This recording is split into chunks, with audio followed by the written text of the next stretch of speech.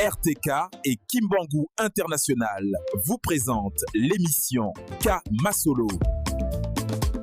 Bandeko balandi ya radio télévision Kintu adi mbote na bino bisika biso bozali esengo na biso poete bozali ebele pona kolanda émission na bino K Masolo, masolo ya Kimbangu, masolo ya Kiawanga, masolo ya Kisolokeli, masolo ya Kiangani, masolo ya Kuntima. Lelo K Masolo et se déplacer ndenge bozali komona tozali en plein air et se déplacer ezali na Fubu na Luanda.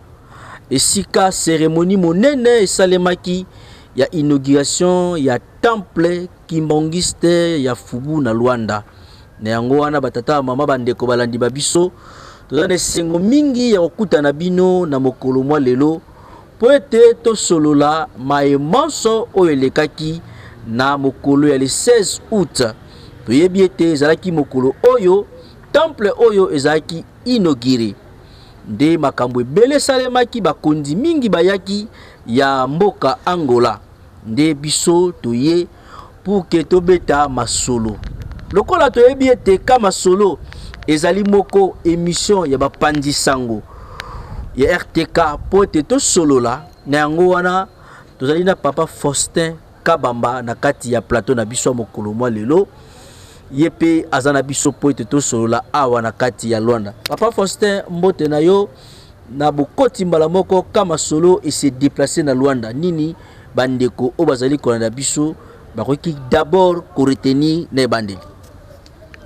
Merci papa Pichu pour na bopesi lobeli bandeko nini o esengeli ba retenir na masolo biso mukona lelo kati ya émission na bango K Masolo ezakaka actualité oyo ningisi mokili actualité oyo tozali na yango na kati ya église kimbangiste ezabongo maitali bongo inauguration ya le plus grand temple kimbangiste dans le monde oyo awa na mboka Luanda na République ya Angola na Fubu yango nde masolo to memeli bango esengeli bandeko bayi bakaka ke temple oyo po ete tongama ezali na kaka 1+ na misala oyo tozana ngona kati ya Lingomba na ba recommandation oyo ba les trois papa batikelaki biso bolingo mibeko misala e bolingo mibeko misala na misala yango oyo po ete batata baselaki batongi na niveau esika bango bakomi ba sukelaki esengelaki ete ba relève na bango ba continuer œuvre na bango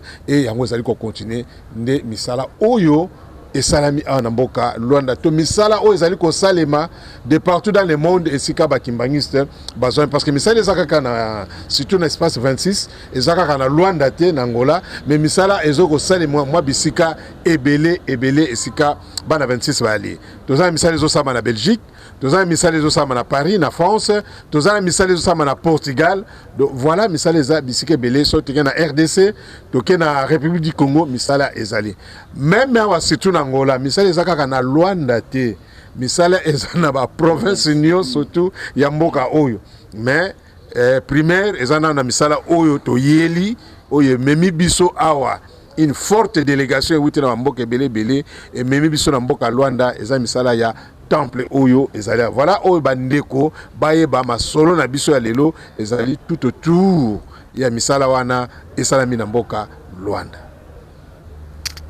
Merci papa Faustin Kabamba bandeko ndenge boti koyoka ba délégation ya ndenge na ndenge euti ba pays ya ndenge na ndenge ye ezambala liboso pour que délégation à la République démocratique du Congo ekota plus de 300 personnes au bakoti awa na Luanda pona fetu salami awa bandeko balandi toza biso bokote tozali pe elongo na papa Jacques Mafuala oyo azali bongo pasteur kimbangiste pe moko mopandi sango papa Jacques mbote na yo mbote papa Pichu Aketaba voilà yo zali moko résident na kati ya Luanda na kati awa na Fubu tomoni misala esalami awa déjà d'entrée de jeu bato bazo kolanda biso par rapport ya mayo tozomona ni bako retenir donc soki bako ko retenir quelque chose ezali l'intervention divine dans l'élaboration des œuvres humaines. parce que moni ndenge Bible eloba soki nzambe atongi te moto akotonga mosala mpunda. Mais Dieu ne peut pas construire seul. Donc ezalaki si partenariat entre Batu na Nzambe. Parce que sur le plan technique, pour réaliser œuvre en un temps si record, na maboko, sans financement, en tout cas, réalisation qui pratiquement inconcevable, impossible. Parce que même les Chinois, tant que niveau misale komaki à une certaine période, tout ni temps ya construction. Babi non, eza possibilité qu'à la main, misala ne quoi ko salama. Donc, ce qu'on a vécu, bisomoro auto bandi construction oyo ko banda fondation, natang bazo tonga ba sous-sol nango, on a expérimenté l'intervention divine dans l'œuvre des hommes. Ndenge psaume à coma, avec Dieu nous ferons des exploits. Donc la première fois dans l'histoire à Vinanga, n'a assisté à début finition, il y a un si grand ouvrage. Je me dis que Makamboyo et Salamika na batamukilité. Je crois qu'il y a la main de Dieu dessus. Et ce qui est en tout cas, impression à Liboso et Zali que ça, ce sont des hommes qui ont construit avec Dieu. Papa Jacques, ce sont des hommes qui ont construit avec Dieu. Précisément en Rwanda. Omoni banda e bandeli misala oti ko manasuka. Oko décrit dans ba décoration na biso. Espace oyo esika oyo temple tongami avant yango misala banda ezalaki ndenge nini. Ezana ngo centre ville moko boye ezali déjà ezaki ndenge ni po ko mandenge lelo. Bon, omoni fubu oyo tango papa Paul ayeko banda misala awa.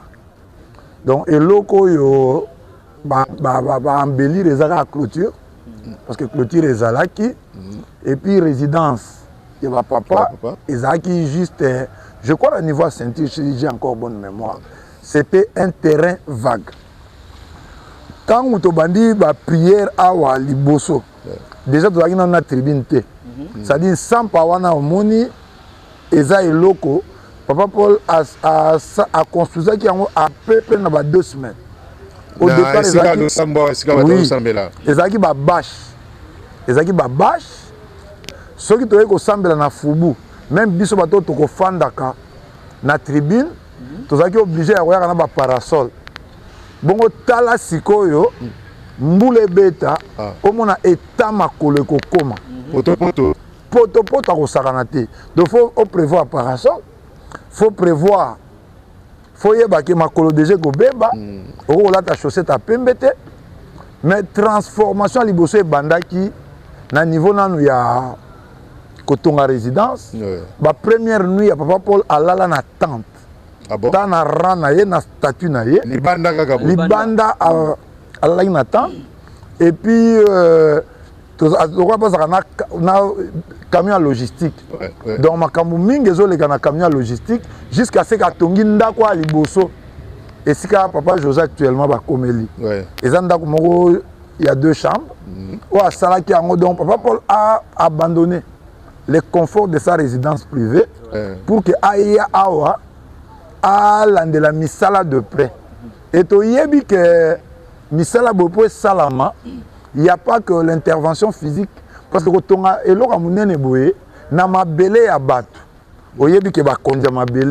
les esprits territoriaux existent. Donc il a fallu que Papa Paul ait manifesté présence. Comme c'est une personne spirituellement très élevée, qu'on neutraliser toutes les forces négatives, il a la capacité de retarder Misala. Et il l'a fait en commençant par dormir sous une tente. De malé batungi résidence ndenge toye ko banda to sala nanu enceinte de culte ndenge to bandi fondation ndenge bandon on bozo mona cette petite ville et s'est transformé en une année et 6 mois. Parce que 5 mois. Alors, 6 mois à partir, il y a dépôt, il y a première pierre. Ouais. Mais implantation et début effectif, il y a Misala, et Zala qui près d'un mois après. Et biso de mon indenge nini bandi koya caterpillar bandi koya et bongisa nzela tracteur et bongisa misala. Donc ça on y a assisté du début à la fin. Donc Papa Jacques pendant encore maloba vite en abisso tant on lobby quelque part on lobby que sans financement comment œuvre go salema ba réalisation go salema awa qu'ils en financement donc mbongo te kaka ndengo wana comment on va que sans financement. Sans financement, donc sans financement extérieur pour être précis. Okay. Donc l'église kimbangiste autofinance ce projet à partir de Yavantintani. Donc financement préalable les ala quitté to côté na musala moko o fallait salama, il faut pour les leaders avoir une vision, pour bato bazo landaye pe bandimi avoir la foi que les Cambonais ko salama. Donc s'il faut corriger Sikawana, il y avait nous on n'a pas une vache mère pour financer ma cambouya église kimbangiste. Donc dans un Angola en crise humainement parlant, il y a difficile ce qui papa Paul a monaki makambote sur le plan spirituel à s'engager kotonga yango parce que soni ezaki liboso mais ndenga avant maman na linga ko citer somo eloba ke muto azan eliki ayokisa makasoni te et le résultat est là. Donc il y a un leadership visionnaire et une pastorale aussi de proximité et puis une entière confiance oyo batu ba fondaki et pas à Moutoyo à réaliser Misala. Donc, on n'avait pas de financement préalable mais bandimi. Monique, donc, Zaki, Moussa Moko participatif, Moussa Moko communautaire, où Moutounio soit tient main dans la pâte, selon la bénédiction aussi, nous avons pensé que Moutouna Moutou, et ça, Batouana, Bana Papa Simo Kimbangu, de partout, et aussi, le corps est Moussala Nzambe, atia rappelé dans mon thème. Il y a Batou Moussou à Libanda parce que ça va battre Kimbangiste et Anda côté. Moutou Batongi yango, on doit reconnaître que Batou est bel épée. On Nzamba Tiaki Mouté na Mouté Malikanisi. Et tu vas contribuer, contribuer qui peut pour que l'œuvre soit comme effective. Est-ce que Papa Jacques n'a pas la œuvre yo ndenge salami na débit na ngotozonga? Est-ce que Batou nyoso bandimi nyoso bazalaki na volonté wana ya koya kotonga ou bien na diebe banene malili tant bato bandi ko mona ke misele bandi ko salema nde bato nyonso baye bakoti po basala musala? Bon, en tout cas dès que projet là est bandaki bandimi ba s'impliquaki. Moi je connais parce que une bonne partie ba ouvrier bazaki ba yana ko tonga na Mbanza Congo. Et jour na yaka Luanda to yaka na bus na ba ouvrier et certains ouvriers banda bakenda Mbanza Congo to tongi Mbanza Congo sili ba ba koti pe ba bimanante.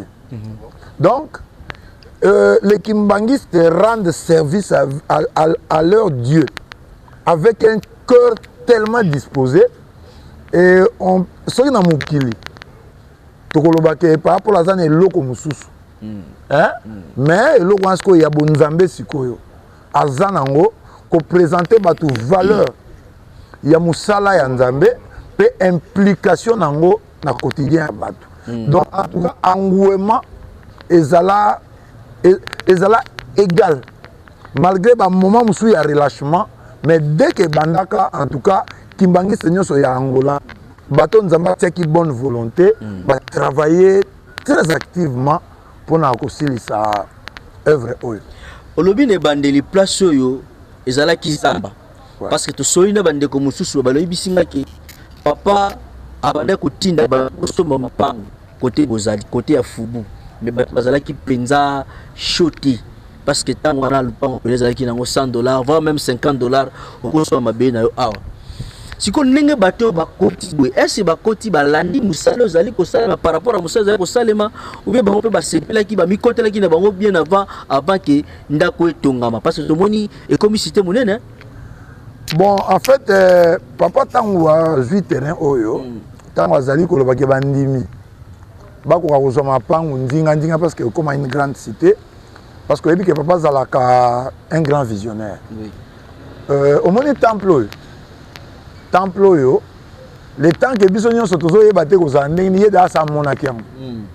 Il est vrai que le personnel technique est intervenu, mais tout s'est fait na vision ya ye moko papa.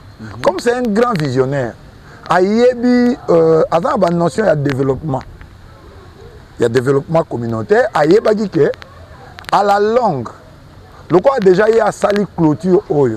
Bah un jour l'église Kimbangi Segoya après ça qui déjà bah tout conseil, bah quoi koluka bah terrain kotoyo, au moni moi na papa Noël. Oui. Azwaka déjà. Est-ce qu'il y a la belle maison eza donc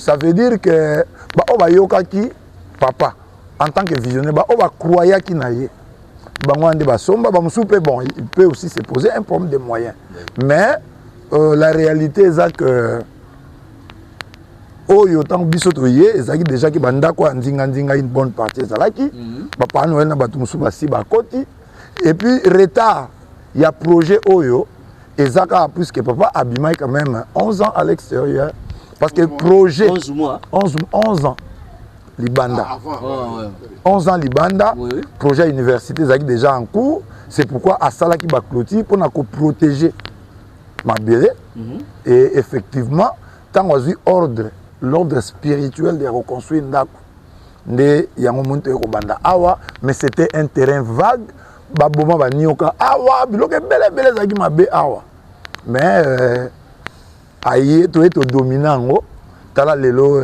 Fubu est comme une petite ville donc c'est un peu ça.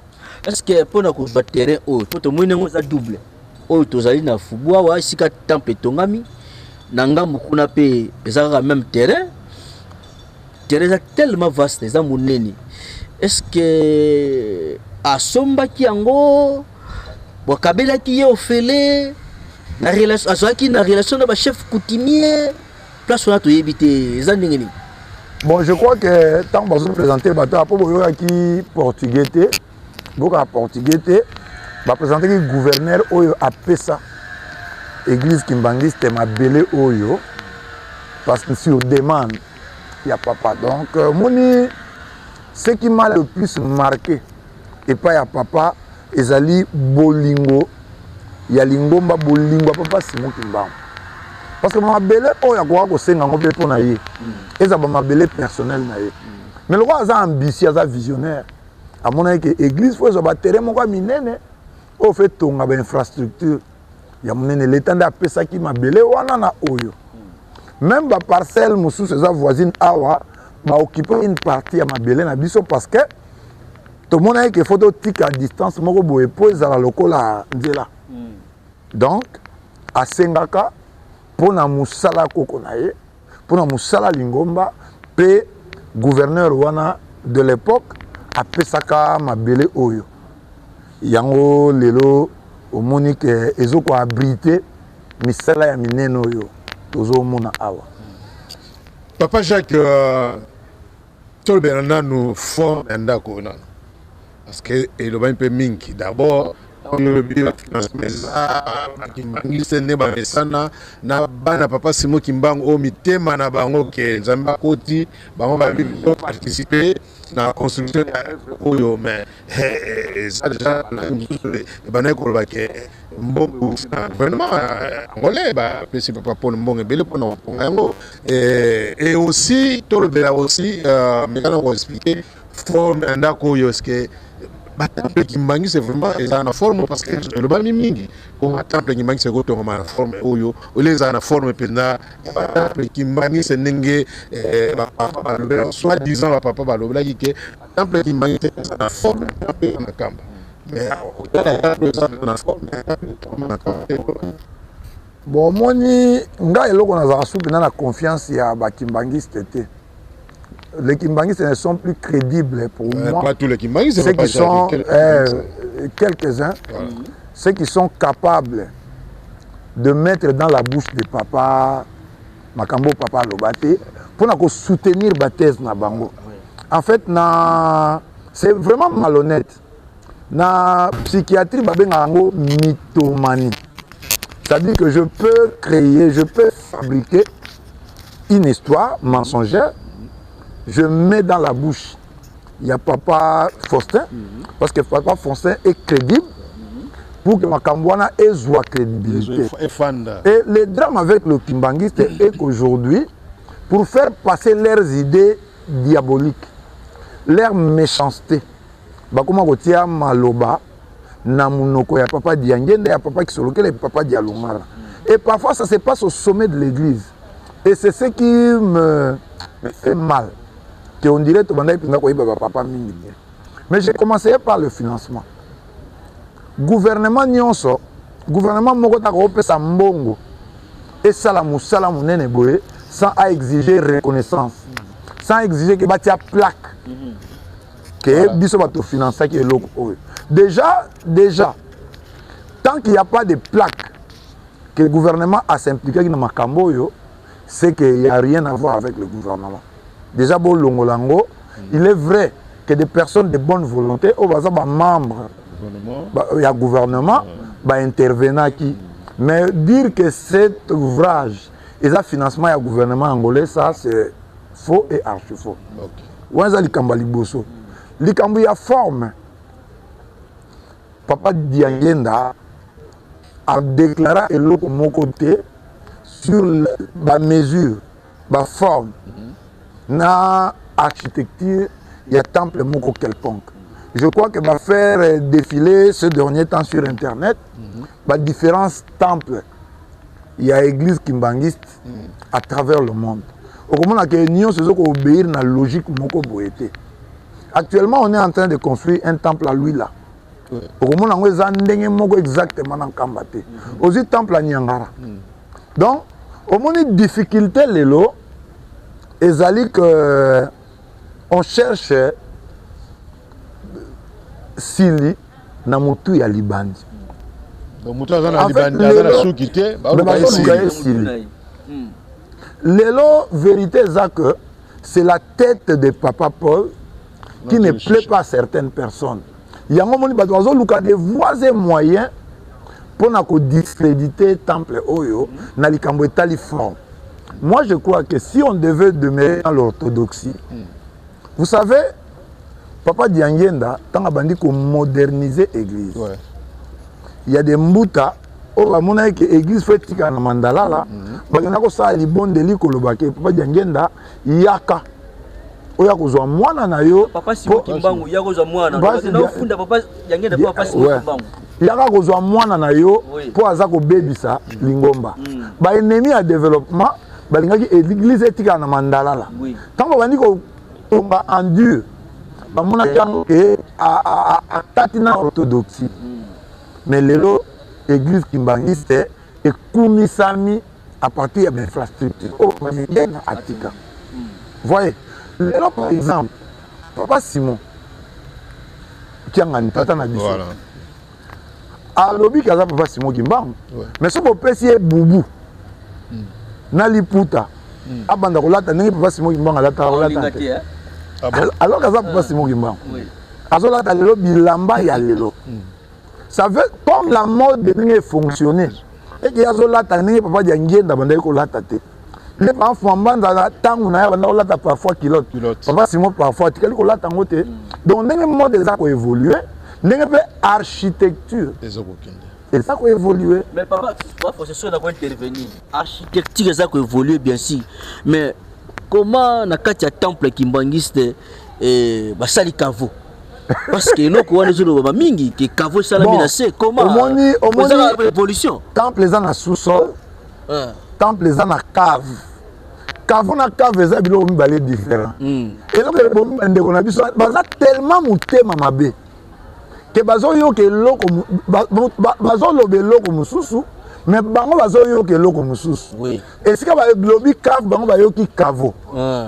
Vous comprenez? Qui dit cavo ezali esika o bakundela moto au cas où akufi.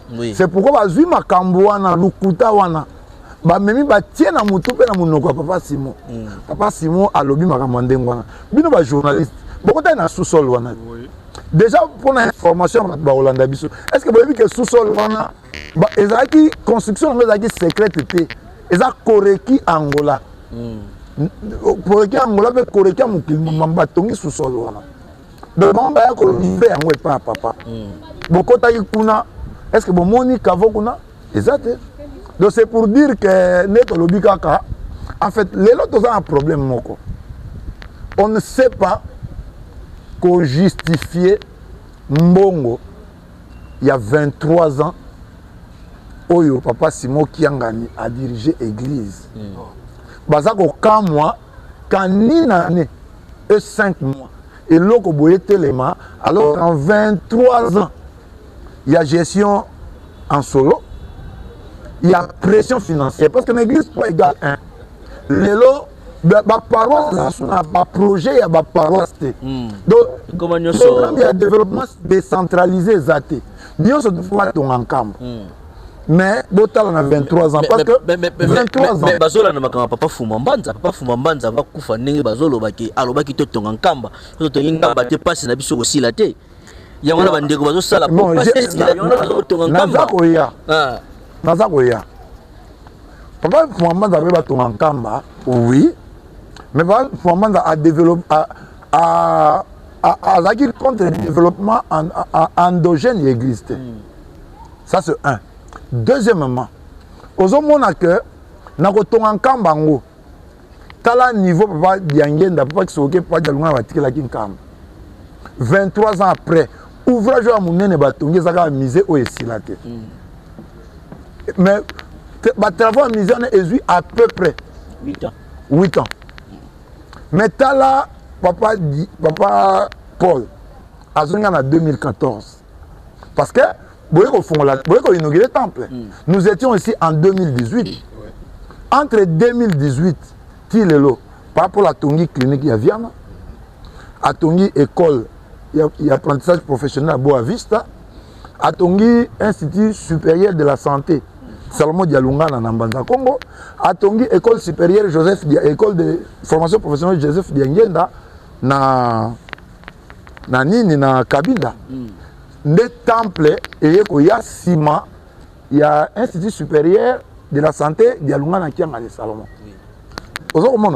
Donc, Papa Paul. De 2018 à 2025. De 2018 à 2018 à 2025. De 2014 temps Wazongi. Oui. Ti Lelo. 2025, ça fait 11 ans. 11 ans. L'infrastructure a Tongi na 11 ans. Papa Simon Bako PC 100 ans. Il y a gestion église na rythme yo. Ako ko réussir banda ko. Tika ko ba boy papa Jacques. Tozui 23 ans. 23 ans na ba réalisation. Oui. Oyo Papa Simon Sali. Oui.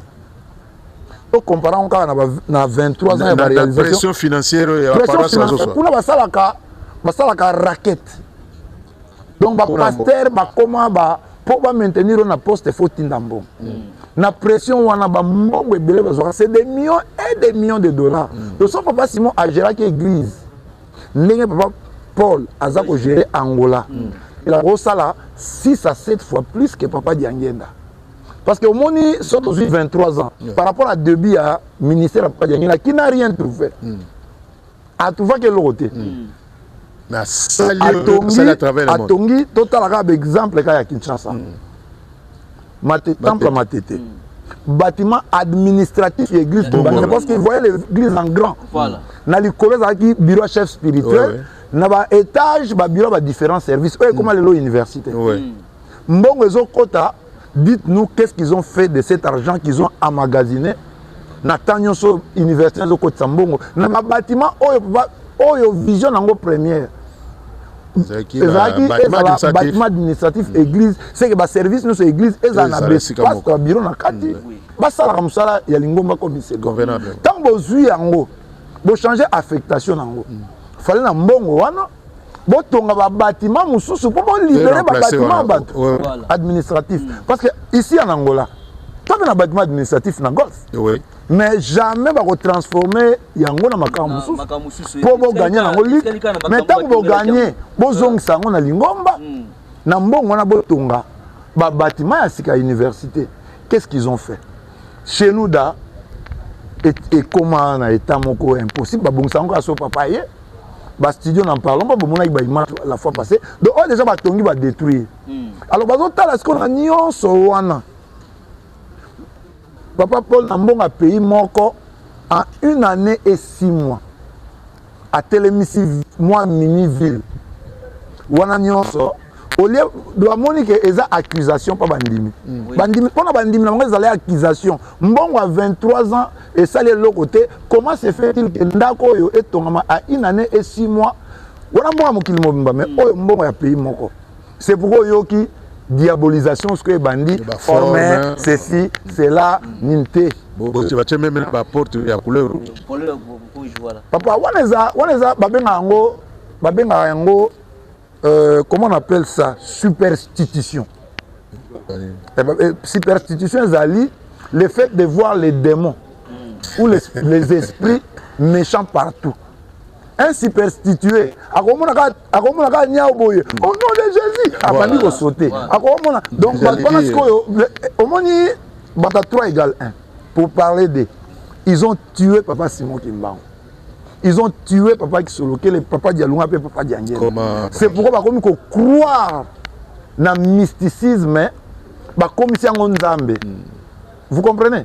Omoni awa papa Diangé ndalobelo papa Paul alobelo moko alobi avant na banda misala oyo na solo la kina batata nanga o baza banzambe na ngai dernièrement tanga zo bima uto tala bano bafanda na ngambo wana abini babi obanga lelo te pona nini abina banga lelo te pona zana batata nanga na marche na bango likama mi balé papa Paul alobi Paul avec sa dimension spirituelle alobi jum sa beti li solo alobi jum sa utaka province na France azo ya Paris ba komi na nzela na ye na bato balaki na mituka balali batambola ki babi distance ata ba 5 km bango to bazala kolala kama lamu ki boye azola tanga simbi volant alinga sala accident alobi tant na bande ko lala nzamba bande ko kumba toi ki à l'aise tant na lamuki na lina sala accident pona makambo ko tonga ndako oyo na ko lala nanga pour que nzambe atonga donc il a mis Dieu devant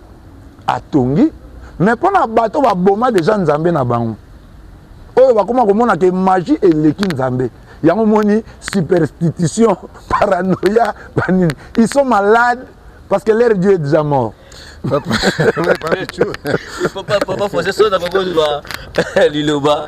Papa Jacques. Papa Fumolongo tanga sala ki inauguration à temple na Matete. Asalaki 3 tours président de la République azalaki asali 3 tours à l'époque Mobutu Dizayi Mobutu azalaki asali 3 tours bato balobaki ke ezalaki pona apesa ye 30 ans à pouvoir bon awa to moni papa basali 3 tours signification ya 3 tours basali na kata ya temple ba fongola yango pona yo pasteur ekozala nini pona ko expliquer bande ko selo yo omoni papa Paul est très orthodoxe. Orthodoxe, c'est un mouton fidèle à la doctrine. Temple Oyo et Tongaminenga lobi que azwa qui permission. Il y a papa Misato et papa Simon Kimbangu. Tango a tongi yango, Penzambe a permettre et akoka ko fungolango. Il a fallu reproduire cérémonie Oyo salamaka na 1981. Donc papa Diangenda na Matete azaka na président mais dans Kamba le président n'était pas là. Azaki yemoko. Yemoko a zwaki yango a tourné temple 3 fois. Nengo monaki wana ba koti ba 2 jeunes filles na jeune garçon moko na fleur ba déposer na ba kiti ya ba tata Misato nde sikoyo wana ezalaki la partie spirituelle oyo bareproduisaki oyo batata basala mpo batikala na ligne ya bapapa donc oyo nazolobaki ono batournaki na Mobutu pour que APC 30 ans pouvoir, ça c'est des spéculations. C'est pas la vérité parce que Papa Diangé n'en a pas parlé. Mais Papa Paul, étant fidèle, et ça le lit à Batata, na bande konaye, le quoi baza fidèle. Mais ça le lit à Batata, c'est normal que ça la cérémonie, oh Tata basala qui na 1981. C'est ça. Papa Faustin. Ouais, papa Jacques Molo pousse en malé mais pour na timing na biso. Na ba likambo ya couleur expliquer on a noté ba porte comme la couleur rouge na kamba ba porte la couleur noire. Alors on a habité ouais puis la couleur qui manque c'est noir na rouge bon on a habité déjà sur Otali na drapeau église ouais. Rouge et zali où ils ont symbolisé makila on est posé un problème problème té noir et zali na kati ya drapeau ça n'a jamais posé un problème. Moi je pense que répondre à toutes ces stupidités ils a perdre ta temps. Papa nangai papa parce que moni muto alingaka yo te. Hein? On peut cette explication à la longueur de journée moi je crois que biso ton demande de la biso zo o bango ba benga biso ba dissident ba sataniste ba nini. Je crois que il ferait mieux de nous laisser un peu tranquille au lieu de landaka makamna biso tozo sala. Mais au moni tant papa Simon a signé une résolution. Azaki papa, aki chef spirituel. Mais tant que mon que nzele za yangote. Comme nous avions une maturité spirituelle, nous avons refusé. Donc c'est pas papa Paul Mudaroya kokotsa biso bateau yo. Tout ça déjà éveillé spirituellement, tout ça déjà averti, formé, affermé à côté de ça. Donc s'il y avait quelque chose de magique, bah tu vas dénoncer en ça bango bata musikate. Et ça biso bato pemben oh papa biangenda atike la magie te. Si tout le monde qui biloko magie bando kota. Toko telema, toko loba. Vous comprenez? Donc au moment où je vous parle, ouais ça l'explication de même pas copier ça. Bah tu retiens da IGF Nankamba va justifier na mbonga 23 ans. Papa Jacques, apparemment, aux apprenants ranking, il y a gestion il y a 23 ans. Parce qu'ils s'intéressent à ce que nous on fait. Il y a ton Monica, mais quand moi, je veux clarifier qu'est-ce qui peut justifier un tel acharnement contre la réalisation papa pour la Zosala. Donc, c'est comme ça que je me dis qu'il ferait mieux qu'ils s'occupent de leurs affaires. Au moins, tu sungi bango. Le papa Simon, papa Diangé na fungola temple en 1981. Le roi Mbongo a retiré le plafond et Zalaka te batiaka batichi. Lelo toyoki programme il y a changé, il y a retiré le plafond na temple. C'est bon. Papa pour créer émulation, à stimuler la capacité na bango, papa sanaki que non temple les na plafond. Maintenant on va temple à Fubu. C'est temple plafond. Et puis, Bakaro peut avoir temple de faïence. Parce que l'église n'avait pas assez de moyens. De ce qui a une vision, il va changer. Mais le développement à l'élo, et c'est parce que Paul a tiré pratiquement marbre à Kati. Donc, on va Zouaka. On va même ivoire. Voilà, papa Jacques, tu as poussé à Mouké libéré. Poto Yambasunde comme sous-soir pour 5 minutes. Pour nini, peut-être que vous avez la question sous connecté par Faustin. Pour nini, temple Mounene Boye, hein? Et Tongami en République démocratique du Congo, berceau, il y a l'équimbangisme. Pourquoi il y a en Angola? Bon, premièrement, l'église Kimbangi, c'est l'église universelle. L'église Kimbangi, c'est l'église nationale. Papa Diangenda a une vision et un développement décentralisé à l'église. Vous comprenez? Au moment où on a la période de Angola, Angola, il faut tonga. Parce que on a un payana qui sonné. Aux Hollandais, vidéo les en boucle que Angola,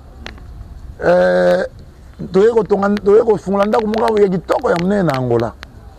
C'est-à-dire que dans la vision, il y a Papa Diangenda, l'église partout où il fallait se développer. Alors, na tango boye, l'église est en crise. Na RDC des à base, il y a division église. Alors, la foi comme l'église ne devrait pas s'arrêter. Il faut essayer de vivre et se poursuivre. Quand déjà, à Angola, papa m'a dit qu'il y a suffisamment d'argent. A moni que capacité église lelo et qu'on a temple en Angola et que l'église est en crise. Nous avons la raison pour laquelle ça doit poser problème. Donc tongi léo en Angola, lobby rose en Congo Brazza, lobby pe et rose en RDC. Donc ce que l'église est pendant à quitter, mais le développement de l'église avec le quoi papa Paul, au azana don ya misala. L'église est là et l'eau comme ça. Mais le coup là, on est en crise. Au moment où on est en Israël, on est à Jérusalem. Côté Bakende, on est à la synagogue. Donc le temple est d'abord un lieu de culte.